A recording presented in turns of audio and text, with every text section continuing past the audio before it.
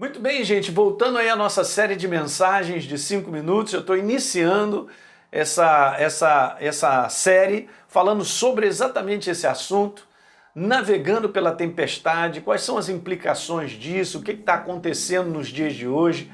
Parece que o mar está mais revolto, né? Parece que as situações estão mais complicadas, o mundo está muito para baixo. O mundo está desanimado, sem esperança, desencorajado, sem expectativa de mudança nenhuma. Só que eu quero te dizer que você que é uma nova criatura, você é um verdadeiro filho de Deus, você tem esperança.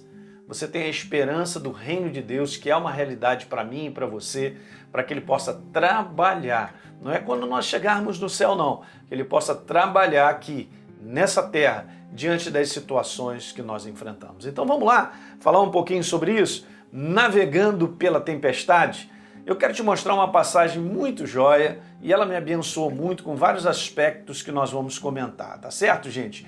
Então veja, navegando pela tempestade, eu peguei a passagem que se encontra em Marcos, no capítulo 4.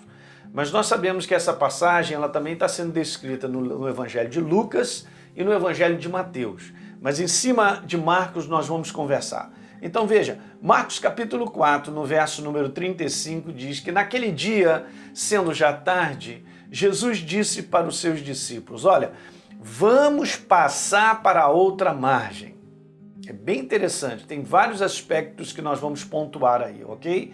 Então nós vamos para a outra margem. E aí, no verso 36, e eles despedindo a multidão, o levaram assim como estava no barco, e outros barcos o seguiam. No verso número 37, ora, levantou-se grande temporal de vento e as ondas se arremessavam contra o barco, de modo que o mesmo já estava a encher-se de água. Bem interessante, né? No verso 38, e Jesus estava na popa, e veja que coisa interessante, dormindo sobre o travesseiro.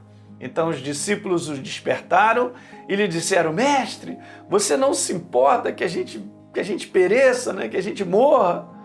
E justamente o que acontece no verso 39 é que Jesus, então despertando, ele repreende o vento e diz para o mar, você acalma-te, emudece, e o vento se aquietou e fez grande bonança, que é o que está escrito na palavra. E no verso 40, Jesus então diz para ele assim, por que vocês são tão tímidos? Em outras versões diz, por que vocês são tão medrosos?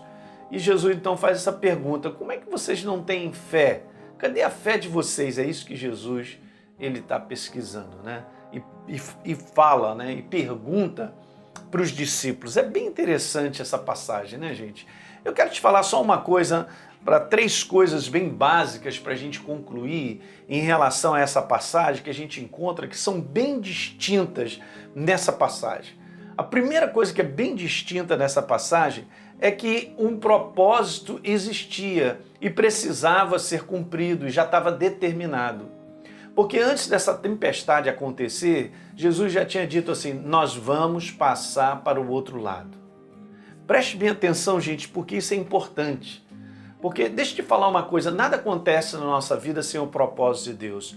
E um grande segredo é nós descobrirmos o propósito pelo qual nós vivemos.